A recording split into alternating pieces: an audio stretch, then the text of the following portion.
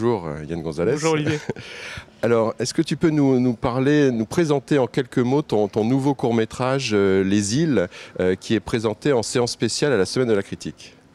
Alors en quelques mots, je sais pas, mais je peux te dire que voilà, c'est un film qui s'est fait dans une sorte d'inconscience en fait. C'est amusant que tu dises dans l'inconscience, parce que moi j'ai plutôt envie de dire dans l'inconscient. Oui. Parce que tous tes courts-métrages, c'est leur point commun, ont tous la forme de rêve ou de cauchemar. Et c'est vrai que cette forme courte permet, peut-être davantage encore que dans des films longs, de pouvoir explorer le territoire des rêves. Et comme tu l'as dit, ce film ressemble beaucoup à un rêve ou à un cauchemar. Et en tout cas, on y retrouve ton style, ton cinéma, mais aussi ta passion pour des formes, on va dire, un peu transgressives, que ça soit surtout des formes cinématographiques. Alors c'est vrai qu'il y a quelque chose qui vient du cinéma d'horreur, du cinéma de poésie, du cinéma underground. Ça crée quelque chose de l'ordre du rêve et du chaos aussi, hein. Est-ce que tu peux nous parler de cette esthétique que tu développes dans ce film et puis dans tes films précédents aussi, notamment avec l'utilisation du 35 mm ou des... Ouais, je crois qu'au départ, il y a ce geste romantique aussi. La première idée un peu folle et peut-être un tout petit peu snob, c'était de tourner le film en 35 et de ne le projeter qu'en 35 mm. C'est-à-dire que le film est un peu une vie secrète, clandestine. Il est projeté en 35 à la Semaine de la Critique? Non, je crois que la semaine ne peut plus projeter en 35. Ouais. Mais le DCP est bizarrement est presque plus juste par rapport à l'étalonnage qu'on a fait en numérique, parce que forcément on passe par un étalonnage numérique, mais on a quand même tiré une copie 35 de ce film. Donc ouais, il y a ce geste romantique au départ. Il y a à la fois du cinéma poétique ou du cinéma underground des années 70, mais qui a aussi un intérêt très fort pour le cinéma d'horreur, pour le cinéma fantastique, et même des choses les plus violentes et les plus radicales dans ce cinéma-là, qu'on retrouve de manière très originale et très personnelle dans Les Îles. Oui, c'est vraiment ma culture de départ.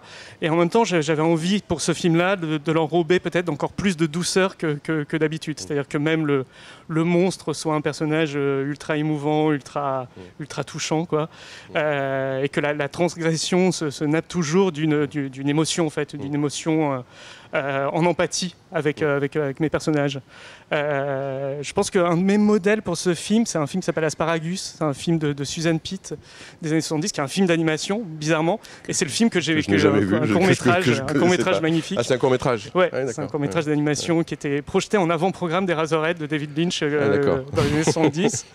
Et c'est le film que j'ai montré à toute l'équipe en fait avant le tournage. Donc il y a quelque chose dans les motifs de la chambre, du théâtre qui viennent un peu de ce film-là. Alors je dirais que tu oses dans ce film quelque chose de très spécial, qui est cette figure monstrueuse, hein, d'un personnage de monstre, qui, il faut bien le dire, a un visage qui est aussi un visage enfin, très, très sexué, on va dire. Donc il y a une sorte de béance organique, quelque chose qui est entre le vagin et qui est à la place du visage. Donc c'est quand même quelque chose d'assez choquant comme image.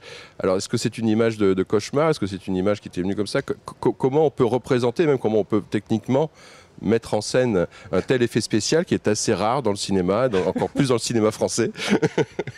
J'avais envie qu'il y ait quelque chose d'à la fois grotesque, comme je le disais tout à l'heure, émouvant, qui fasse irruption tout à coup dans le récit.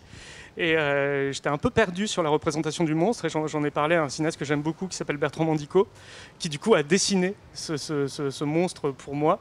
Et c'est lui qui a eu l'idée de ce vagin à la place de la bouche. Et voilà, je trouvais ça beau aussi qu'un autre cinéaste fasse irruption dans mon film. Bon, bravo, félicitations.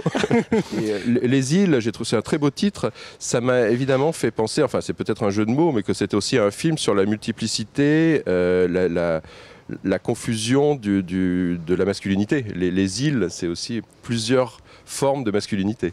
Oui, c'est ça, les identités, on va dire, sont floues et sont poreuses dans mon film. C'est ça qui me plaît, c'est que j'ai l'impression au fil de mes films de me sentir de plus en plus libre, et du coup d'aller vers une notion de genre de plus en plus ouais, flou, comme tu dis.